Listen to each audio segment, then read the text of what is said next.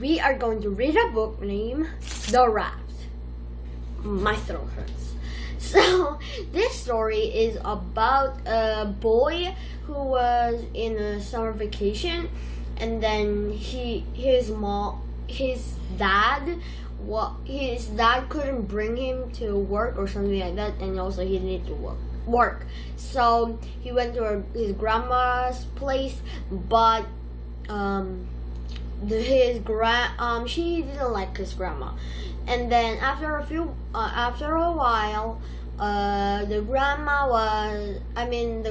and the grandson made a better relationship to each other, and then they found the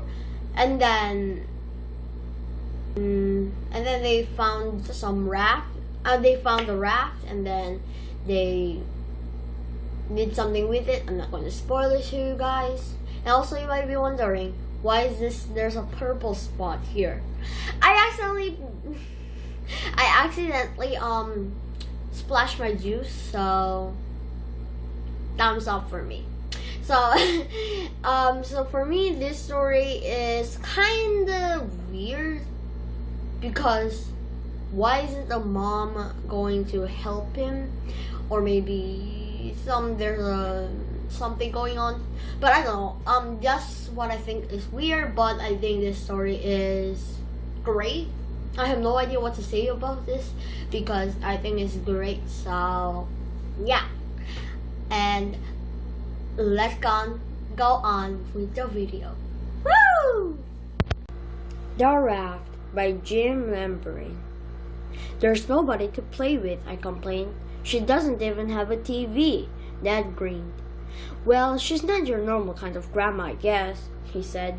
Calls herself a river rat, he chuckled. But I promise she'll find plenty for you to do. And you know I can't take you with me this summer, Nikki. There'll be no kids there, and I'll be spending all my time at the plant. I felt tears starting again, but I blinked hard and looked out the window.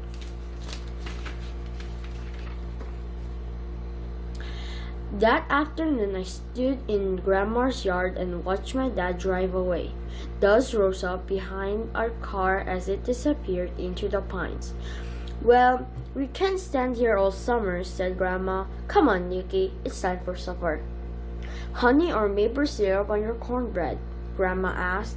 I don't like cornbread, I mumbled, poking my fingers into the syrup pitcher when she wasn't looking. If you're going to do that, you'd better wash up first, she said. She had eyes on the back of her head. Bathroom through there. I pushed the doorway curtain aside and walked into what would have been a living room in anyone else's house. Books were scattered everywhere, on the table, on the chairs, even on the floor.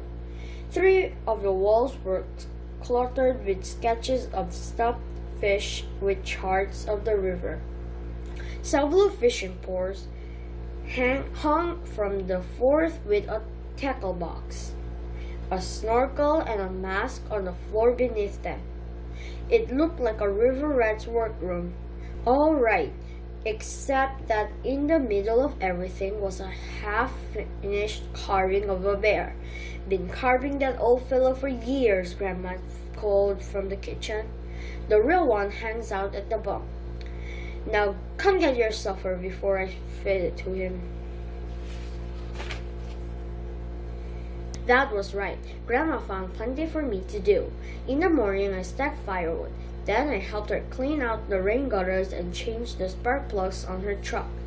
That afternoon was almost over when she handed me a cane pole, a bobber, and some red worms. Fish fry tonight, she said, showing me how to bait the hook. That river is full of fat bluegills. Drop your line near the lily pads and you'll find them. Down at the dock, I looked things over. The lily pads were too close to the shore. There couldn't be a fish there. I walked to the end of the dock and threw my lines as far as I could.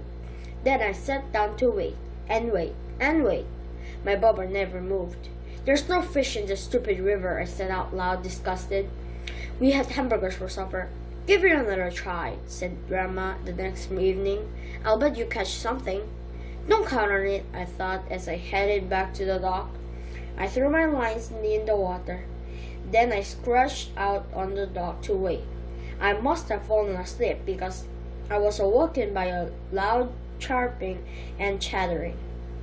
I sat up and looked around. A flock of birds were moving toward me along the river, hovering over something floating in the water. I drifted downstream, closer and closer, until I finally bumped up against the dock.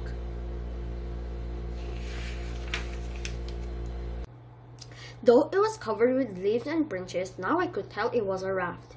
What was it doing floating down the river all by itself, I wondered. I reached down and pushed some of the leaves aside. Beneath them was a drawing of a rabbit. It looked like those ancient cave paintings I've seen in books. Just outlines, but wild and fast and free.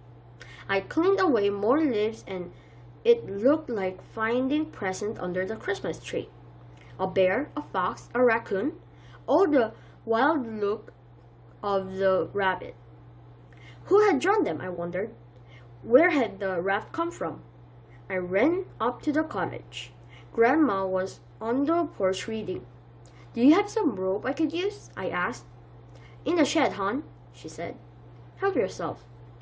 She didn't ask me what I needed it for, and I decided to not tell her yet. I pushed the raft into the ridge along the river's edge.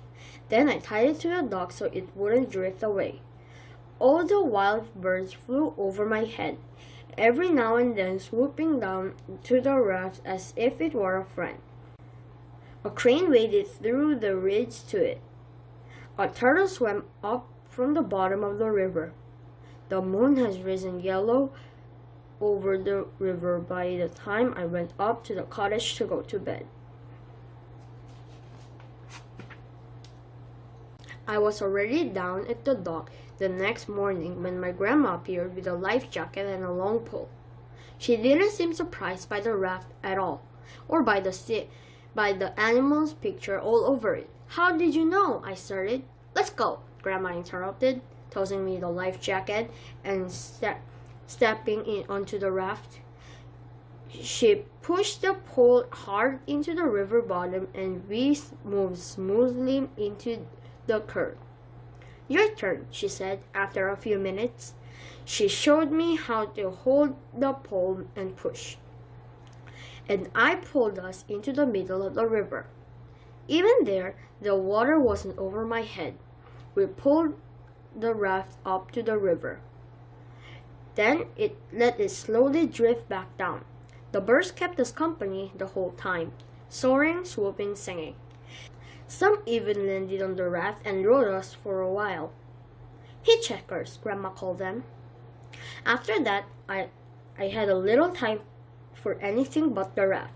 I raced through whatever chores there were, then ran down to the dock, wondering what animals I see that day. It wasn't just birds that the raft was attracting. One morning, 3 raccoons followed me along the shore. Another time, a turtle climbed on the board and spent the morning sunning itself. And one afternoon, I saw a family of foxes slip through the trees along the river. When the weather turned too hot and sticky to sleep indoors, Grandma helped me put up a small tent on the raft. I played on the top of the cool sheets and read comics book by the flashlight until I fell asleep. One night, a noise woke me up.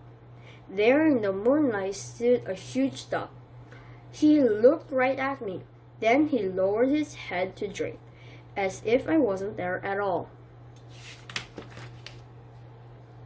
I found Grandma the next morning working on her bear carvings. "Do you have some extra paper I could draw on?" I asked her. She bought out a big sketch pad and a pouch filled with thick pencils and crayons. I've been saving this just for you," she said. "Better take this too." She held out a snorkel and a mask. "Never know when they might come in handy on the raft." The sun was too hot that afternoon, so I pulled us into the shade of a willow, then waited to see what animals the raft would bring. It wasn't long before a great blue heron whooshed down with a crayfish in its bill. I grabbed a pencil and began to sketch. I felt invisible as the bird calmly ate its lunch, right in front of me. Then it preened its feathers, looked back up to the river, and flew up. That night, I showed my drawing to my grandma. "Not bad," she said. "Not bad at all." And she tacked it on the wall on top of one of her own sketches. One day, I pulled up river farther than I ever been, near a clump of tall cattails. I started an otter family. They dove underwater, but as with the other animals, the raft seemed to calm them down. Soon they were playing all around me. Grandma had been right about the mask and snorkel coming in handy.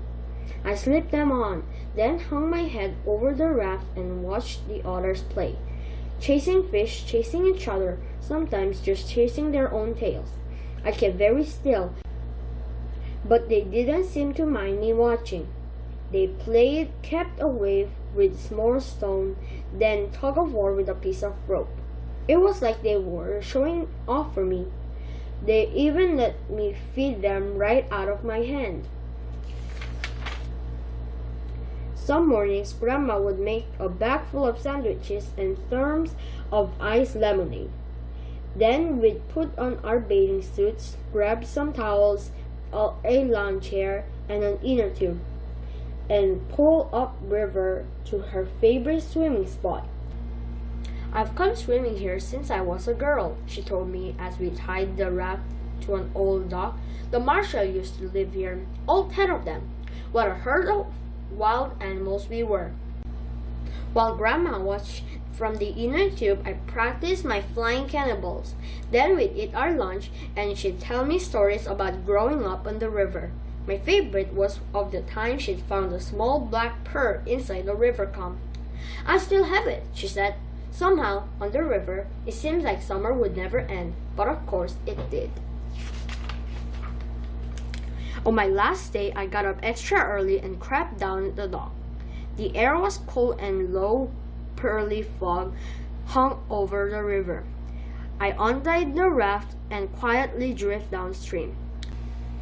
Ahead of me, through the fog, I saw 2 deer moving across the river, a doe and her fawn. When they reached the shore, the doe ripped easily up the steep bank, then turned to wait for her baby. But the fawn was in trouble. It kept slipping down the muddy bank. The doe returned to the water to help, but the more the fawn struggled, the deeper it got stuck in the mud. I pushed off the river bottom and drove the raft hard onto the muddy bank, startling the doe. Then I dropped into the water. I was ankle deep in the mud. "You're okay," I whispered to the fawn, praying that the raft would calm in. I won't hurt you." Gradually, the fawn stopped struggling, as if it understood that I was there to help. I put my arms around it and pulled. It barely moved, pulled again, then again. Slowly, the fawn eased out of the mud, and finally it was free. Carefully, I carried the fawn up to the bank to its mother. Then quietly I returned to the raft. From there, I watched the doe nuzzle and clean her baby, and I knew what I had to do. I pulled the stub of a crayon from my pocket and drew the fawn, in his wildness, onto the old gray boards of the raft. When I had finished, I knew it was just right. After supper, I showed my grandma my drawing of a fawn and told her my story. "It's perfect," she said. "But we need to do one more thing." She hurried up to the cottage. When she came back, she had tubes of oil paint and 2 brushes. Grandma helped me trace my drawing with oil paint, which soaked deep in the wood. "They'll keep it," she said. "Now you'll always be part of the river, just like you, Grandma," I told her. "A river rat." Grandma chuckled. "Just like me," she agreed. Okay guys, so this story was amazing, as I told you already, and the story was super touching, or I don't know how to explain this story thingy. But I'm so happy that it looks like it. Okay, so for me, the part where the grandson shows like the drawing that he was doing with the bird, and he drew the bird, and then the grandma said, not bad at all. For me, that's kind of weird because it sounds like she's not impressed, but she's trying to be impressed. I'm not sure if it's just me or you guys, but for me, it's something that I think that is like that. So that was a little bit weird for me, but other than that, I told you, I'm speechless. So give me like 1 minute. 1 minute, 37 seconds later. For me, I love this story, and I have nothing to complain about it. So if you guys also like this story, don't forget to click the thumbs up button, subscribe, and turn those notification bells so you'll never miss a video in your life. So now I'll see you next time.